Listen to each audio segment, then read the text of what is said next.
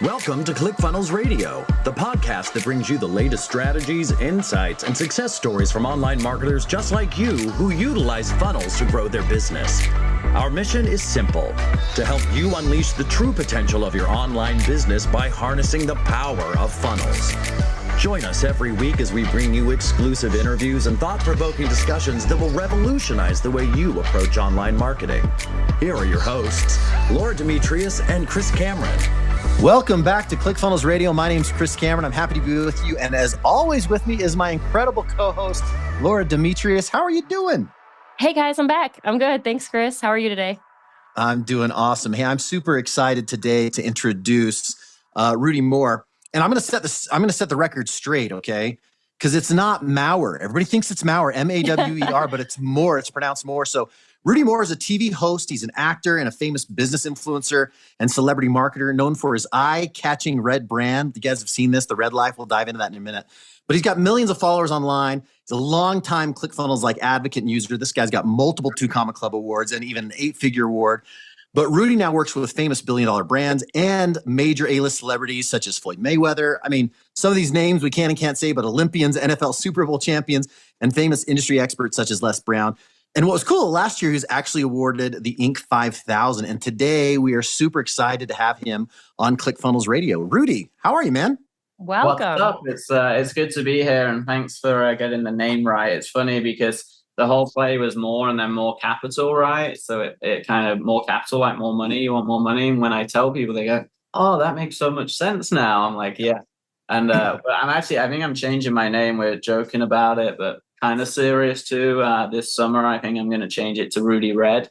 And I was going to guess that, Rudy Red, which brings up my whole next point. It's like, I know for every holiday, and especially like Christmas, you will decorate the entire office. Yeah.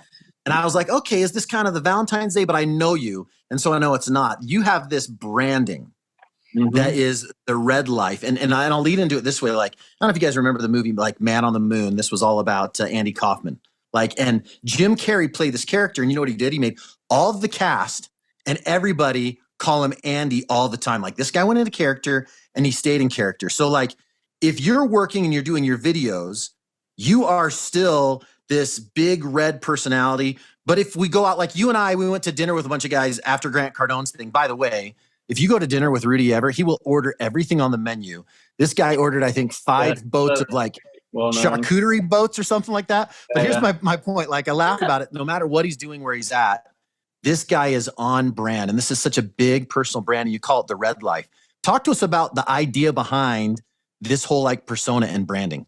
Yeah, sure. Well, a couple of things that are important there. Firstly, one of the biggest lessons I actually got working with some of the biggest celebrities in the world and characters, some WWE wrestlers and some, pro athletes and even A-list is I kind of explain it like eventually the suit merges with the person, like the Spider-Man suit, right? Spider-Man becomes Spider-Man eventually. And that's what I've noticed with all these famous people.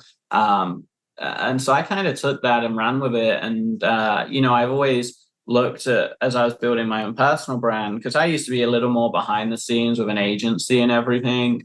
And then I grew my personal brand. I always go, everyone that's really successful, like tens of millions of dollars or 100 mil plus, has a thing, right? So like Grant has his 10X, Tony has his massive events and Walking on Fire, and Russell has his funnel hackers, right? So it's like, what is our thing? And everyone used to love our red branding, and it's very polarizing, stood out.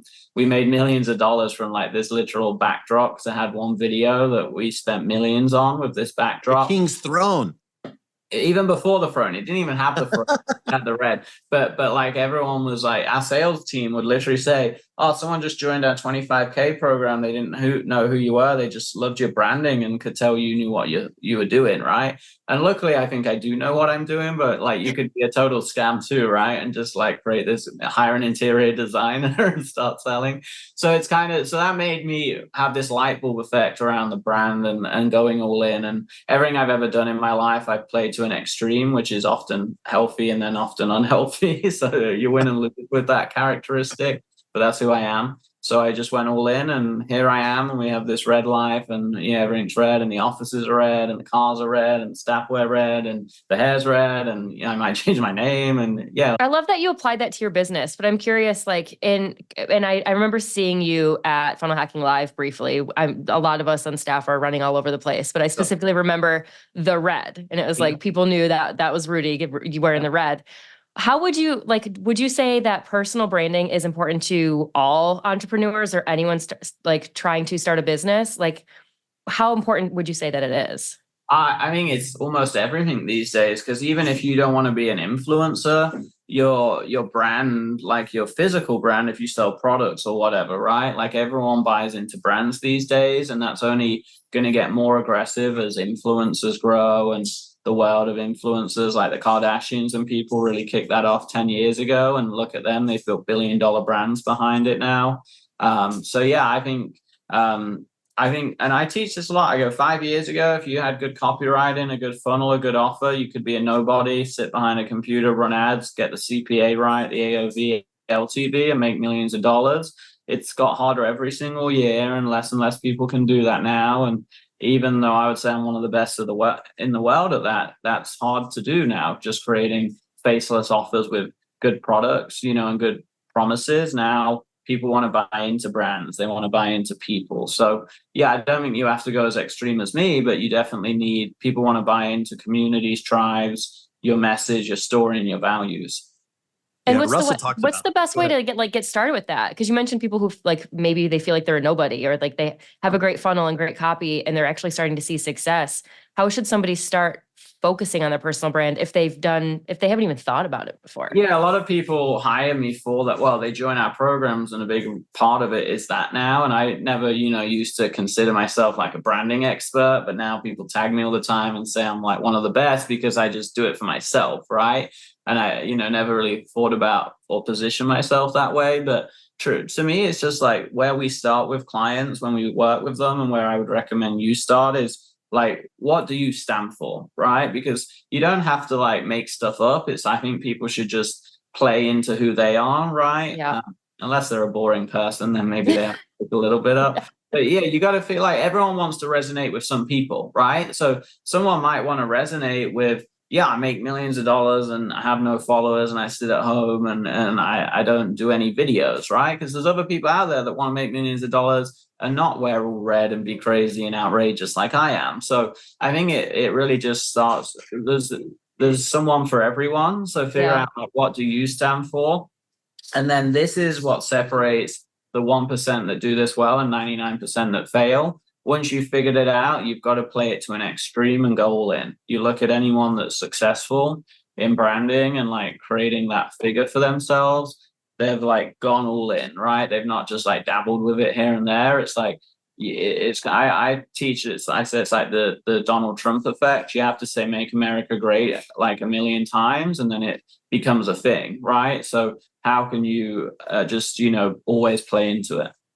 I think there's something to this though. Like when you go and you create this persona, and this is Russell Brunson 101, right? This is .com secrets. This is expert secrets. This is creating that attractive character. Yep. But with a magnet, what attracts also can polarize. It has to. Yeah, it has to. And how do you then say to somebody like, all right, because you're going to be polarizing, you will have people come to you and they'll be drawn to you stronger, but then you're also going to push away a lot of people. How do you deal with somebody who's like, hey, I am so worried about being liked, and they go create this persona, and maybe somebody just hates red. How do you handle that? Like, how do you handle somebody who's drawn to you, but then maybe other people are completely opposed? How does somebody handle it? Sure. Well, I think it's a little easier for people like me and Russell and everyone, because you generally get that when you become successful anyway. So right? So it's like before I even created the red brand, people wouldn't like when I would post my revenue or what I was doing or my life or my cars or out on the beach in Florida, right? Like, so you kind of, you know, and I came from the fitness industry where everyone, like you always get a bunch of trolls, you know. So even when I was in great shape, way better shape than I am now, people would say, "Oh, you're not even that muscular, right?" Whereas in a street, I would look like a fitness model. So I think over time on the internet, if you make anything big or successful, you get those people. So part of it is just accepting it, getting used to it. And then I think you reach a level, right? Maybe a level of insanity that we have now, but where I actually enjoy like it makes me laugh. I love that. You know, like, so now it's like I actually enjoy reading them. It's just funny.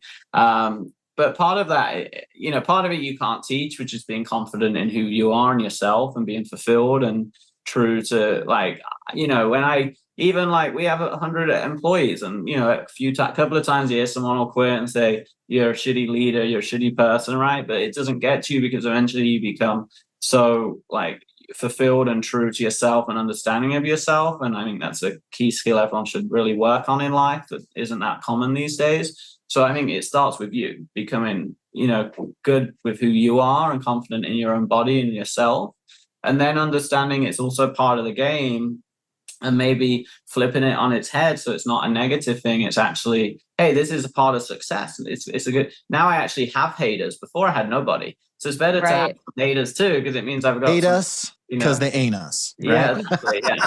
So look, yeah, I think part of it's being, you know, good with who you are and understanding the more successful you'll get, that's going to happen no matter what, right? And understanding that actually, wait, maybe I'm doing something right now because I'm creating, you know, look at Andrew Tate, right? Look at Donald Trump, look at Kardashians, right? Every single one of all these people, there's even very few celebrities that are loved by everyone, right? There are a few, like, which really don't have many haters, like, but even a lot of celebrities, they have people that love them and people that hate them. Yeah. And people are always going to find something, right? I mean, even if they don't actually hate you, it's, you have something that they don't have. So they're going to take part something anyway. Yeah. Well, and I think it's super calculated too. I think, you know, if somebody, first off, like at TNC or whatever, right? Or you're at a Funnel Hacking Live and they see this peacock walking around, right? Which is Rudy, like everybody's following, and you're doing this so intentional. Like people could be like, oh, who's this guy? He thinks he's hot stuff, but that's not what it is. This is calculated branding. Yeah, and imagine that for a normal place, like the streets of Miami or an airport, right? Like, God knows, like, you know, like if you could see what everyone, you know, there's like a movie where you can see everyone's thoughts, right? Like someone has this like skill or whatever. Imagine if I could walk through an airport and see like a speech bubble with everyone's thought as I walk through in my red stuff with like my camera guy and a couple of staff. I mean, half the people are probably thinking this. I think half the people are like, who's this celebrity or rapper that we don't know? And they're trying to figure out who it is generally. And half of them are like, what an idiot, right? It's like a side of those two. It's funny. Chris always talks about how I'm going to go tactical, and I always plan to go tactical, but then we have these conversations and it brings up all these other things that I want to ask. And you mentioned confidence and like being true to yourself. And that's like the best part of building your own personal brand. How did you find that? Was it something that you had to work on? Was it over time? Was it working in fitness? Like, because clearly you're very confident in who you are and people can sense that. And I don't think it's just a peacocking thing like Chris had mentioned before. It's actually, this is who you are as a brand. You're confident doing it. I'm sure a lot of people are like, some other people that don't hate on it are probably like, man, I wish I had that level of confidence.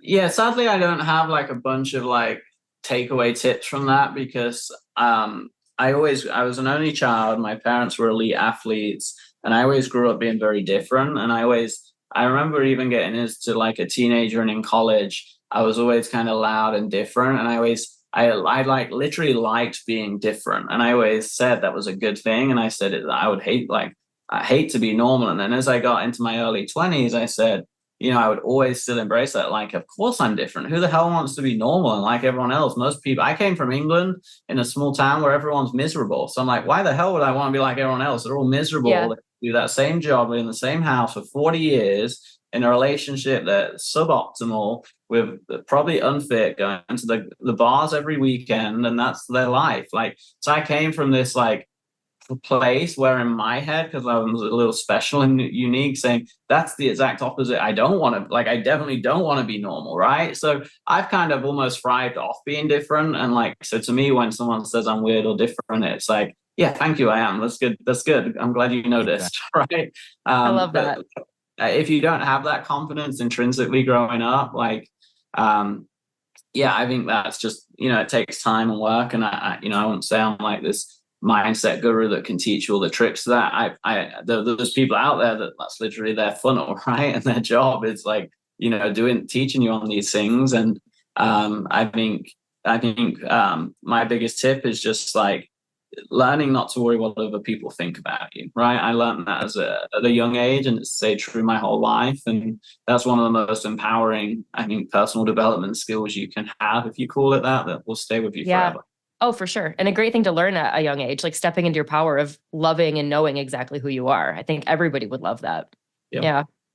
This branding that you have and this larger than life persona and this attractive character, has that helped you land some of these celebrity deals? Because, gosh, I mean, you and I will text back and forth or whatever. And I've sent you like a belt with these different celebrities' names on them or whatever. Like, but how are you landing those deals? Like, this is something where people are like, oh my gosh, I would love to work with some of these personalities that More Capital's worked with, that Rudy's worked with. How are you landing these deals, and does that branding tie into it? Sure. Yeah. I mean, the branding helps for sure, especially now, because you've got to remember every celebrity or ultra successful person, they're very much like me, and they're very unique, a character, stand out. Like, Floyd Mayweather's a great example, right? Like, he walks around, I spent time with him. He walks around with 20 people, 6 cars, bodyguards, and a the whole entourage. Entourage, for real. Yeah. So you don't do that if you're not like this unique person that doesn't mind attention and stuff. So I think when I walk in with a big red coat, all red, like he literally said, first thing he ever said to me in like real life, not on a phone or whatever, or text, was like, Rudy Red, right? That's literally what he said. What's up? Whereas any normal person that was probably, he does a business deal every week, right? And films every week for a TV ad or whatever. The rest of the people that he probably works with are like these boring corporate execs or the social media team from $1 billion brand. And he probably never even talks to them, let alone remembers them and wants, So I think part of it actually helps because they're probably more like, oh, this guy's more like me. Who is this guy, right? We speak the same language versus being normal where you don't stand out and then you're instantly being qualified as he's just a normal person, right? A normal business person, whatever. That's a real thing, because I think one of the first times we talked too, I was like, oh my gosh, who is this guy, right? Even in the marketing space. And then we get on the phone. I think we were talking about one of the awards or something. I'm like, this guy is real. He's down to earth. And I think that might do something for these celebrities. You catch the eye, and then their people get on with you. They're like, oh, Rudy's cool. Rudy understands how this works. And you can kind of give him this reassurance beyond this big branding. It almost works really well. Yeah, I'm sure we've lost like deals in the corporate setting and stuff before because of it, but we also had big companies like, Hard Rock were like pulled me up in a boardroom and said, we love this guy's brand and we need to, get him in to help us with ours. And, so I think it's like the world's even changing now, where like 10 years ago, it's probably like, hey, we need to send this guy to asylum, right? Whereas now it's like, oh, he's one of those like social media like rappers or marketing, right? Like the world's changed a lot too, and even smart marketers, they know I'm playing the game a little too, right? You're just playing the game. Like Grant plays the game of 10x and he plays into it and he creates, you got to learn to play the game a little. And Floyd Mayweather plays the game a little. Does he need 20 bodyguards instead of 3? No, probably not, right? Like, even he has more bodyguards sometimes than the president of America, but he plays the game a little, right? So part of it's also just knowing the rules of the game and then playing to them, Yeah. Well, maybe we can get a little tactical here, Laura. So I've been impressed with Rudy. Like, we had you up for the 2.0 launch, and we kind of had a little bit of mastermind. What's impressed me about you is in every part of your funnel, in every part of that process, if somebody asks you what's going on with it, I noticed that you were not answering in generalities. You were giving the numbers. So as the head of the company and as the attractive character, how is it that you still can dive in and know all these numbers, and why is that so important? Yeah, I think every successful big company is run by numbers, right? Because that's the only way you can track and monitor stuff like KPIs. So, and I'm lucky too, right? So like I was top of my math class and I was a chess champion. So I was a sports scientist running data. And I'm also extremely creative and influencery, you know. How do you get both sides? That's not fair. Look, I didn't get lucky with everything in my gene pool and life and the good looks. Come on, man.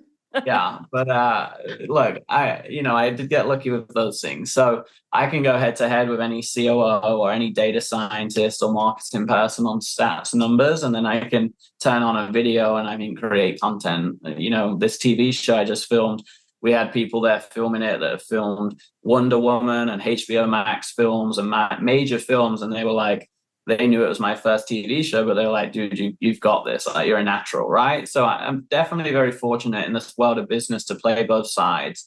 But I came from less of an influence, more of a technical marketing strategy background. And I've always studied billionaires. And one thing they all say and have in common is they all know their numbers very well and they build great systems and teams. So I've always taken those three things over with me. So yeah, I've always took those three things over with me, and I'm super big on everyone in the company knowing their numbers, because I believe if everyone in the company knows the numbers that they need to know for their department, then it'll all trickle up, right? So every Wednesday, and some of the ways we do this, okay? So every hour I get a report of all the key numbers in my businany ad spend for every the day. Hour? Mm-hmm. Every hour. Wow. Ad spend for the day, revenue for the day, how many sales, how many registrations and leads. I'm obsessive. I tell you that earlier, right? And then every hour in the Slack channel, there's a Slack channel where that same report goes off. And then there's about 25 Slack channels for key data points. And every hour they get zapped and updated. And then there's an end of day summary. So for every celebrity, for every funnel I have, for every call booking, every sales rep, like everything's tracked. Like you can ask me a number on anything right now, and I don't think you can trump me on any number. And then every Wednesday, there's a KPI call for every department where the weekly averages for every number in every department is brought to this KPI call. It's every Wednesday at 9:30 till 11. It's a 90-minute call with every team leader and exec on, and they're all presenting on their numbers and then showing me gaps, areas, weaknesses, and how they're going to fix them. Because that is the basics of how you run a business, right? Like you don't run a business off guessing and emotion. That's how most entrepreneurs do. That's not how you actually run a business. You run a business off data, right? What are the decisions I have to make here? So my customer service guy, head of customer service, he knows that every customer service rep we have to have replied within 24 hours. So this week they got on, the average reply time was 5 hours across all of our companies. It took 5 hours, and we had 270 messages in that department. And so I know customer service is in a good place because I know the happiness level, I know the reply time, I know the average reply time is 2 minutes or 1 minute 48 seconds. So I know that we're not inflating our support team. We're not getting too much payroll because people are getting slow.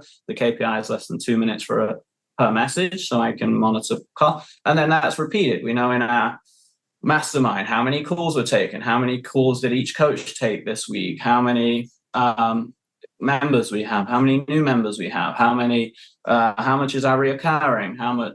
Like every number is tracked in every department. That's how you can monitor and run the companies. And are you pro transparency across the organization? Like everybody visibility into that? Every morning we have a 9 a.m. call. It shows revenue for the month, revenue for yesterday. We have every department gives a 1 minute update on a slideshow. So we can see all the department heads, wins, challenges, revenue for every celebrity, revenue for my company, how many leads, ad spend across all the funnels, everything. Yeah.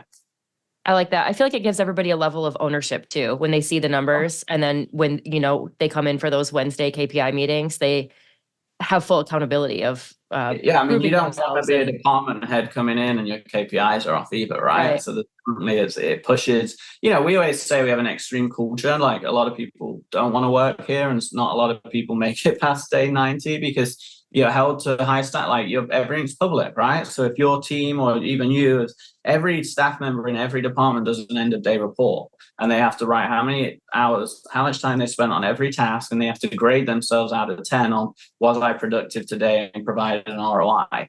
So normal people aren't going to last very long when they're great self-grading on their productivity, ROI to the business, everything they did with broken down by time. And then every department head's presenting on that, right? Like that weeds out weak people pretty quickly. Yeah. It sounds like you run a pretty tight ship over there. Yeah. How do you keep like the A players? Is this something where everything is bonus structured?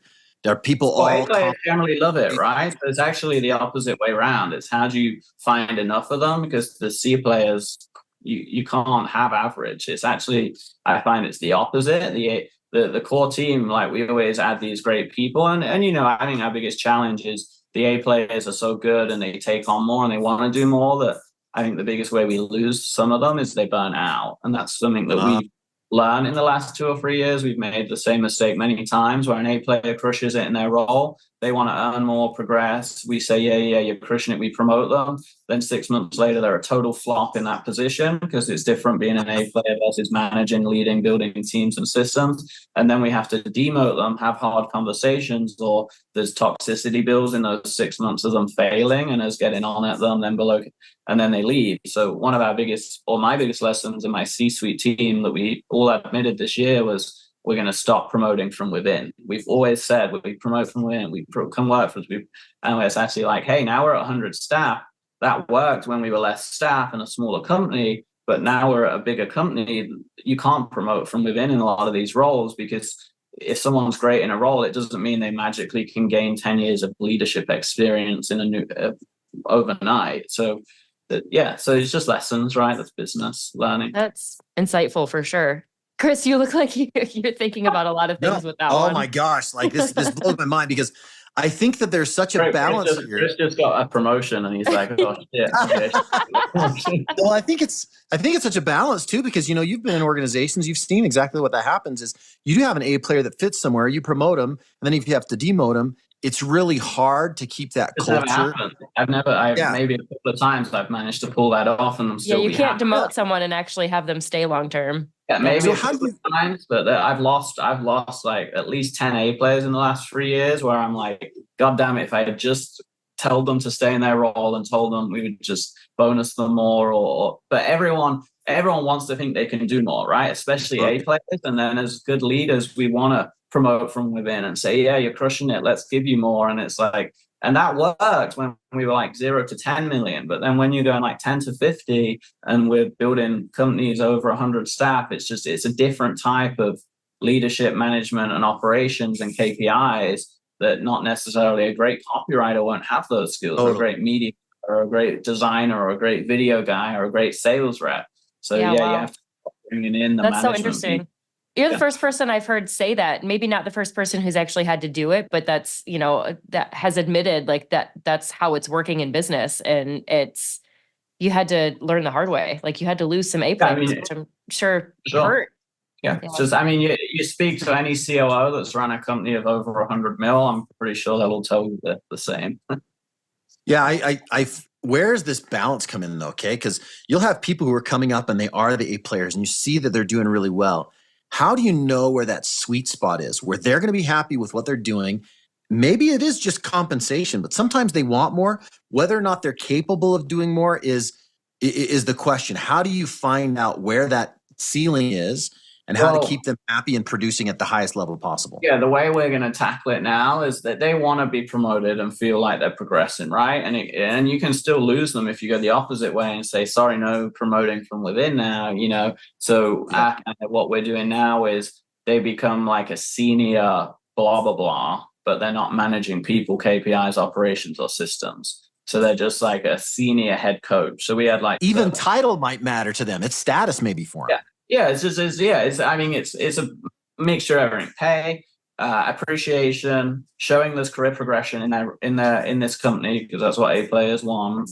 Status, title, blah blah blah, resume. So we're going more just like, hey, you're going from a designer to senior designer, video editor to senior video editor, coach to senior coach, marketing manager to senior marketing manager versus supervisor or head of department, because these soft skills needed there drastically twist and change. And is that a conversation you're having with them saying, hey, we love what you're doing. There's a promotion here and there's a compensation opportunity, whether it's a bonus or whatever, but we need you here crushing it. Is that just a conversation you're having with them? Yeah, they don't know the behind the scenes of it all, right? Like, unless they listen to the podcast, then they will. But it's more like they do now.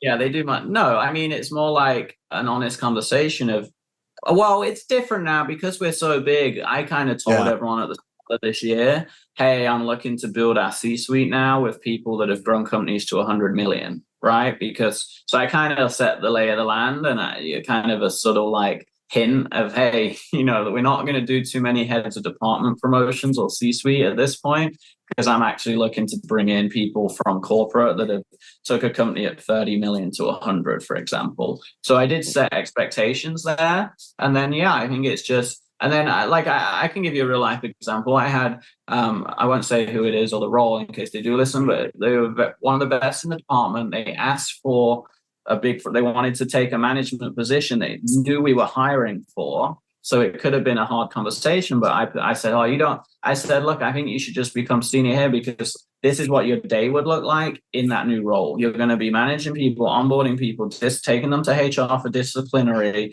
tracking all the data, chasing them every day when they don't do their end of the day reports, presenting to me. And then they go, oh yeah, I don't want that position.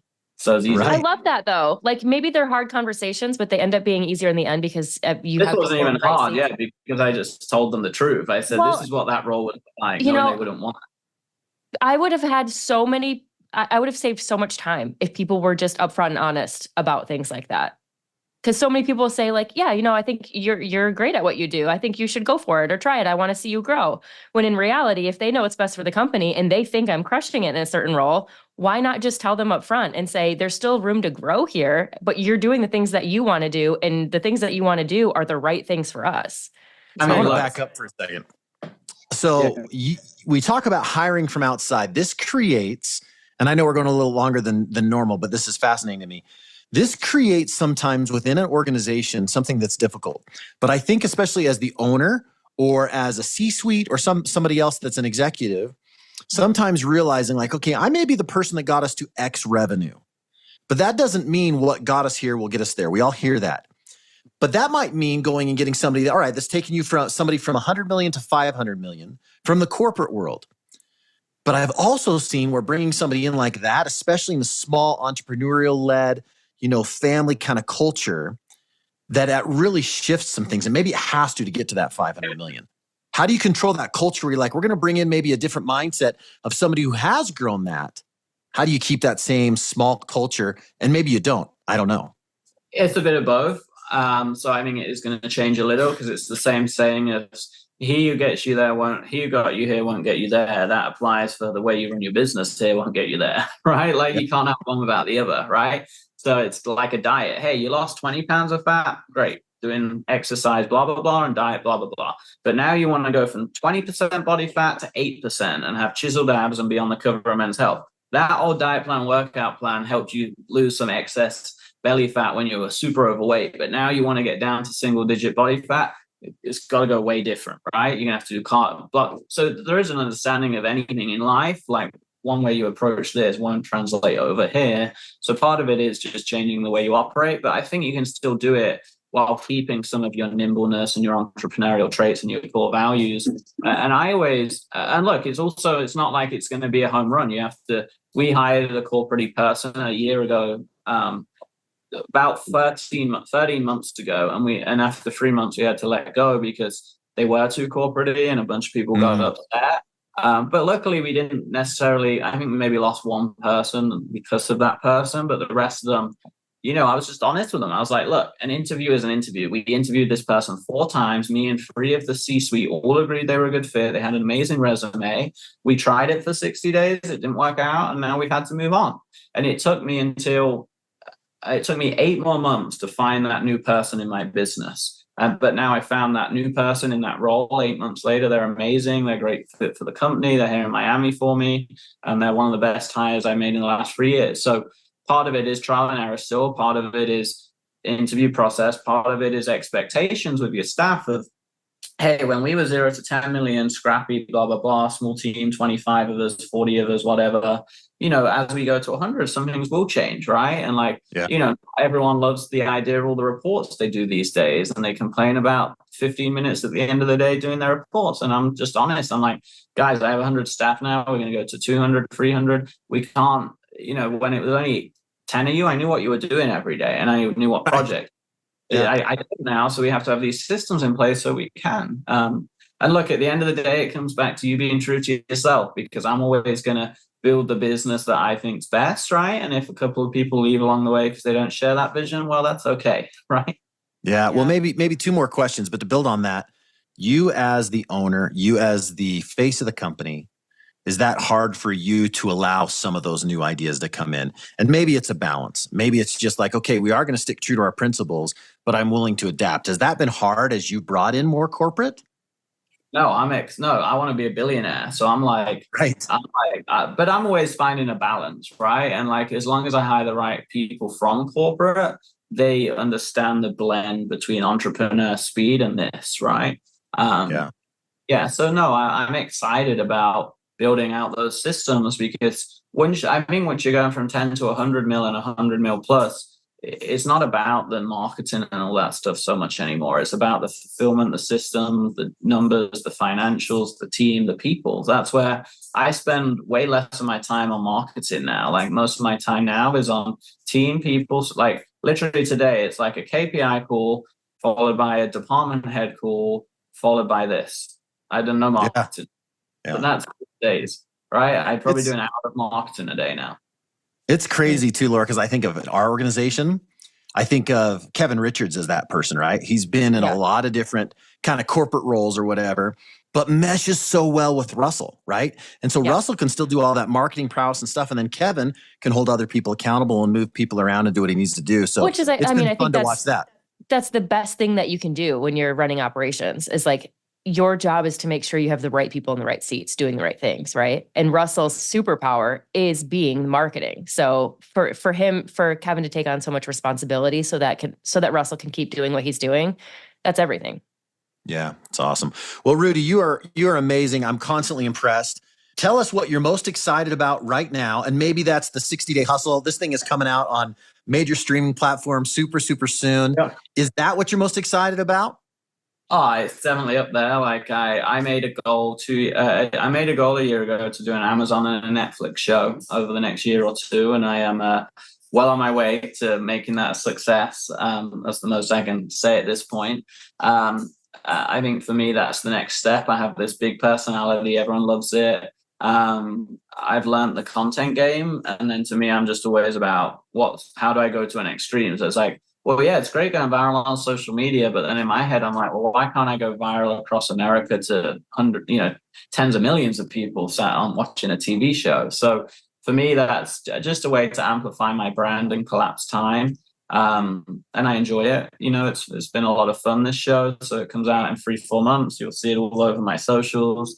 It's a business show where we're showing entrepreneurship from ground zero, basically brand new product owners, maybe making 10 grand a month or less, and showing how to scale them through different phases of marketing. So it's, and I also filmed that show because I wanted to show the hard life of entrepreneurship. I think there's this misconception in the world that, oh, millionaires are douchebags, blah, blah, blah. But it's like, no, they work 16 hours a day, give up what most people won't, fall out with family, friends, get IRS lawsuits and all the jazz. You get sued like it. The haters. Yeah. Like, so yes, I'm very excited about that. And then the celebrity brands, like, I really pivoted back to that about 18 months ago. And I really, I want to become a billionaire, and I want to build brands and businesses. And again, so I reverse in my head, how do I collapse time? I can build brands from ground zero, or I can partner with like a super famous A-lister and build a brand with them. And yes, I might only own 50% of it, but if they can collapse 10 years to 5, to me, that's a better trade-off, right? So building brands with the celebs is definitely exciting too. Awesome. And where can people follow you to learn more about what's coming for you? Yeah, Instagram's the best. Probably like the daily content and stuff. So our website's More Capital, Mawer, capital.com. Instagram's Rudy More Life. That may change to Rudy Red if I change my name. And when you listen to this. That's a great open loop. Yeah, and I always say, look, once you click something, just be careful, because you'll never stop seeing the red. We are good at ads. That's how I started. So you will get retargeted for the rest of your life. But that's That's awesome. Well, I love that. I recognize you, and I know a lot of other people do because of the red. But I can say after this conversation, I really appreciate most how transparent and honest you've been. It's honestly been truly refreshing for somebody to just be completely honest about how they run business. I think that's really admirable.